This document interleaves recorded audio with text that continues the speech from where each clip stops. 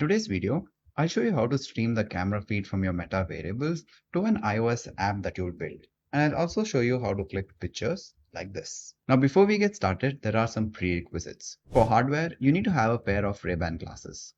And coming to software, you need to make sure that you have Xcode version 14.0 or above. You need to have the latest version of Meta AI app installed on your iOS device. You need to have an Apple developers account. And finally, you can bookmark this discussion page, which will help you solve some issues, or if you have any issues, you can report it in there. Now to start with, you need to first create a developer's account. You can find the link for that in the description below. So verify your email, add your account information, add your organization information, and confirm the details. Then you'll be prompted to set up a two-factor authentication, after which you'll have your developer's account created. The next step is to enable the developer mode. So open your Meta AI app, navigate inside Settings, App Info, and tap on App Version until you see this pop up. And here you can enable the developer mode. Alright, now let's create a new Xcode project and add the required packages. So click on Create a new project, select App, give your product a name. Make sure to select the correct team. If you haven't created one, you can do so from Apple's developers portal. Then you can give your organization name. Interface will be Swift UI. Language will be Swift. Then click on Next. Select the folder where you want to create the project. And here you can check the box for create Git repository if you know how to use it, or else you can leave it unchecked and click on create. Now to add the required packages, navigate inside file, add package dependency, paste this Git URL which you can find in the description below, which will fetch the Meta Variables Device Access Toolkit for iOS package. Click on add package. And from this list, we can add the MWDAT camera and the core libraries to our target. Now, if you have the Meta Ray-Ban with display glasses and you're building for that, you can add this one as well. But I'm going to skip that for now and add these packages. Now, I'm going to break down the entire project setup process into these 7 steps. So step 1 is to configure the info.plist. And for that, select your project and navigate inside the info tab. Here, we want to add a URL scheme for the Meta AI callback. So click on the plus icon, find the URL scheme field, and here you just need to type your project name in lower cases without any space. Then scroll up to the custom iOS target properties. And here, when you hover over any row, you'll see the plus icon. So you can click on this to create a new key. You can name this key as MWDAT, change the type to directory, and then expand it with the arrow here and add 4 children inside it. The first item will be app link URL scheme. The second one will be Meta app ID. The third one will be client token. And the fourth one will be team ID. Now we can get the values of these 3 keys from Meta's Dev Center. So on this page, you can click on new project. Give your project a name. Ideally, it would be the same name as your app. You can give a short description and create the project. And here you can scroll down and you can copy the Meta app ID, go back to Xcode and paste it over here. Similarly, you can copy the client token and add it over here. And for the app link URL scheme, you can just scroll down, copy the exact same URL that's there, paste it over here, and then add colon followed by 2/. Next, to get the team ID, you can go to the Apple's developer account, and under the membership details, you'll find your team ID over here, which you can copy and paste it over here. Alright, moving on, we need to enter 4 more keys in here. Don't worry, I will leave a link for a text file so that you can also copy it and put them in here one by one. The next key that we need is called as UI supported external accessory protocols, which is going to be of type array. So you can open the child object and add the value as com.meta.ar.variable. Then the next key we need is called as UI background modes, which is also going to be of type array. And inside this, we need to add 2 items. So we have one and the second one. So the first one is going to have the value Bluetooth peripheral, and the other one is going to have external accessory. Next, we need a key called as NS Bluetooth always usage description. Now this is going to be of type string, and the value is going to be need to connect to Meta Ray-Ban glasses. And the last key that we need is going to be the NS camera usage description, which once again is of type string, and the value for this is going to be used to stream video from your glasses. Alright, so with that we have the plist configured. Now the next step is to initialize the SDK. So for that, navigate inside your project files and select the Hello Variable World app. Here, first we want to import MWDAT core package. So this is going to bring the SDK into this file. Then we want to initialize the variables inside the init function. So this runs when the app launches before any UI appears. And when that happens, the variables.configure will read the MWDAT keys from the info.plist and it will set up our SDK. Now, if anything is misconfigured inside the plist here, like wrong team ID or missing keys, then it will throw an error saying it has failed to configure the variables SDK. And this is why we want to wrap it in the do catch. Then inside the body after content view, we want to use the .on open URL. So this is a callback handler.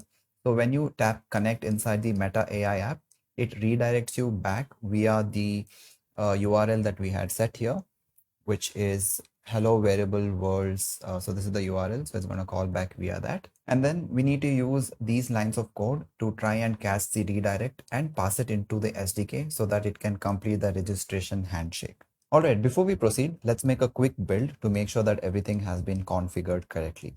So for that, you need to connect your iPhone to your Mac. And before that, you need to make sure that you have your developers mode enabled. So if you're doing this for the first time, I will leave a link for that in the description below, or you can find it somewhere on the screen on the top right corner. So once you have connected your phone, you can see it from the list. But in my case, it's connected, but it's saying that the OS version is lower than the deployment target. So my iPhone is on version 18. So to change it, you can select your project, go inside general, and inside minimum deployment, I'm just going to change it to iOS 18. And now if I go back here, the error is gone. And now to build it, you can just press the play button over here. All right, so the build has been successful. Let me unlock my phone. So after a successful build, the app should launch on your phone automatically and it will show you hello world. And along with that, inside the console window here, it will show that the variable SDK has been configured successfully. All right, now let's move on to step 3, where we'll build a simple registration screen inside the content view.swift. Now this lets you tap on a button to pair with the Meta AI app. Now this is the step where your glasses actually gets linked to the app. Here you can get rid of this and paste the code for the content view that you can find in the description below. Now this will create an icon, status and a button to either register or unregister. Now the registration state stream function that you see here, this is an async stream from the SDK. So the for await loop sits and listens continuously whenever the SDK state change happens, that is from unregistered to registering to registered. It automatically updates the registration state, which Swift UI picks up and then it re-renders the UI. And then if you scroll down, you'll find the start registration function. Now this opens the Meta AI app on your phone and then you can tap allow Meta AI. So the Meta AI app then redirects it back to your app via the URL scheme that we had set up earlier. So if you go back to the app file, here we have the handle URL. So this will catch the redirect and complete the handshake. And finally, we have one more function, which is start unregistration. So this will disconnect the app from the classes. All right, next you can select the project, navigate inside signing and capabilities, copy the bundle identifier, then go to Meta Wearable Dev Center. Select the project that you have created, add the bundle ID here. Then you can find the team ID and universal link from the info.plist. So go back to Xcode, navigate inside info, open MWDAT, and here you can find the team ID, which you can copy and paste it here. Similarly, copy the app URL link and paste it here and save the changes. All right, and that's about it. Now you can go back to Xcode and press the play button to build it once again. Once your app has been successfully built, it will launch on your phone automatically and you'll be able to see a button to connect with Meta AI. Now, if you're able to see any other error like Meta AI app not found, please install it. It could be possible that your glasses are not connected to the Meta AI app. So put on your glasses, make sure it's connected to the app, then relaunch this application and you should be able to see this button to connect with Meta AI. So you can click on that and it will open the Meta AI app. Here you need to give the permission to connect with the Meta devices. And once that's done, it will take you back to your app and it says connected with your glasses. By the way, you can get the full Git repo with all the scripts and all the resources for free, not just from this video, but also for the videos from the past and the videos that are coming in the future. Just click on the link in the description to grab your free resources and add your email ID. So now, instead of building from zero every time, you can grab what's already done and keep moving forward. All right, moving on. Step 4 is to check whether your app has permission to access the glasses camera, and if not, then request the access. We'll add the permission check directly inside the content view. The idea is that once we are registered, the second step is to show the button to access the camera before we move on to the stream. Now you can find the updated content view script in the description below, so you can copy it and paste it in here. Now what's new with this setup is that we have a permission status. It's another SDK type, same as the registration state. It tells you whether it has granted camera access through the Meta AI app or not. Then, when you scroll down, the function check permission status.camera is called automatically as soon as the registration has succeeded.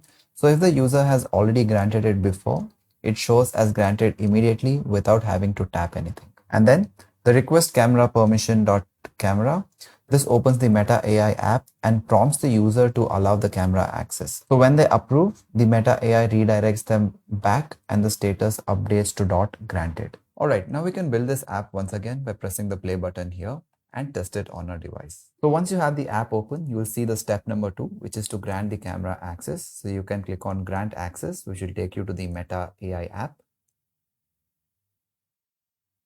Here you can select always allow and click on confirm.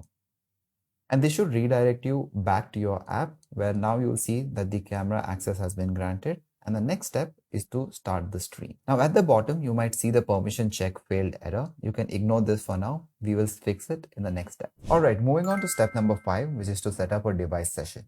Now this is the bridge between your app and the glasses. Think of it like opening a connection. You can't stream a video without having an active session first. So once you have an active session, you can show the live camera stream, which is step number 6. Now, since these two steps are tightly linked, I'll combine both of them into one step. So first, let's create a new file called as device session manager and paste the code that you can find in the description below. Now, what this script does is that it runs a background loop watching the active device stream. This is the key method that tells you when the glasses are truly ready to stream and not just paired. So when the glasses appear, it automatically creates a device session and waits for it to reach .started state, and when the glasses disappear, it cleans everything up and resets, and it's ready to reconnect. The rest of the app calls the get session function and gets the ready connection back. No connection logic is needed anywhere else. Now there's one thing worth highlighting, and that is I initially used .device stream instead of .active device stream. Now the difference is that if you use .device stream, it tells you which devices are paired. But you need to use active device stream, and this tells you which one is actually ready to stream right now. So when I had used .device stream, I would get the no eligible device error. Alright, so once the device session is ready from the device manager, we want to do two things. First one is to set up a stream session view model, which in turn does 3 more things. First one is to start the stream. Second one is to listen to the frames. And third one is to handle everything else, which could be tracking whether the stream is waiting, live or stopped, and also show some of the errors that could be possibly there. And the other thing that we want to do is to set up a stream view that just displays what the view model tells it to. And for that, we create a new file, call it as stream view, and paste this code that you can find in the description below. Now this file has 2 parts. The first one is stream session view model. Now this part will create a stream configuration with the video code, resolution, and frame rate that we have provided here. And it calls the device session.addStream to attach the camera stream to the session. And then it finally calls the start function. Then it listens to frames by subscribing to video frames publisher, which fires up to 24 times per second. And then each of the frame gets converted to a UI image via the frame.makeUI function. And then this image gets stored inside the current video frame. The Swift UI automatically re-renders the image every time it updates. Moving on to the second part, which is the stream view. This is purely a display layer. It has 2 things on screen. First one is a frame that shows the current video frame as live image or a loading spinner while waiting. And the second thing is the live badge, which turns green when streaming and orange when it is connected. Moving on, inside the content view, there are a couple of changes we'll have to make. So the first thing we want to do is to add a navigation stack inside the view. And you can scroll down and make sure to close the brackets here. And then if you scroll slightly up, instead of having the ready indicator, we want to replace this with a button that you can actually press and it will start the stream. And the last thing here that we want to do is to suppress the error message for permission check failed. And the reason for that is that it fires at app launch before the SDK has finished configuring the registration. So even though that you are registered, it doesn't go away. So what we can do is we can suppress it by using these lines of code. And that's about it. Now let's build it and test the streaming on our device. All right, so the app has been successfully built. It's asking me to grant the camera access once again. So let's go ahead and do that. And now once we have the camera access, we can finally open the live stream. So click on this button. And as you can see here, you're able to see the live stream from my camera, which is super cool. All right, let's move on to the last step, which is photo capture. Now, if you have copy pasted the code that I've given from the description below, you already have this in your Swift file. All you have to do is uncomment it. So if you scroll down, first we have the photo data listener token. So we can uncomment this. You can just press on command and /. And then you can scroll down a bit more. And here we have the function called handle photo data. So let's uncomment this as well. And then scroll down one more time. And here we have the capture button. So you can select this and uncomment it. And that's it. Now for the last time, you can build this on your device. And once you have it successfully built, you can click on open live stream, which will start the live stream. And this time you'll be able to see the photo icon button, which you can click to capture a picture. Now, before we end this video, there's one last piece of information that I'd like to share, and that is the stream configuration. Here you can set the resolution to high if you'd like to, and have the frame rate set to 30. So this will give you a slightly better quality of stream. And that's it for this video. It was pretty simple, right? In the next video, I'll show you how to build an application using VPS that uses the camera feed to know the exact position you're at, which you can then use to guide a user to a particular destination. Now, if you found this video to be helpful, then I'd highly appreciate it if you can leave a like and subscribe. Thank you so much for watching, and I will see you in the next one.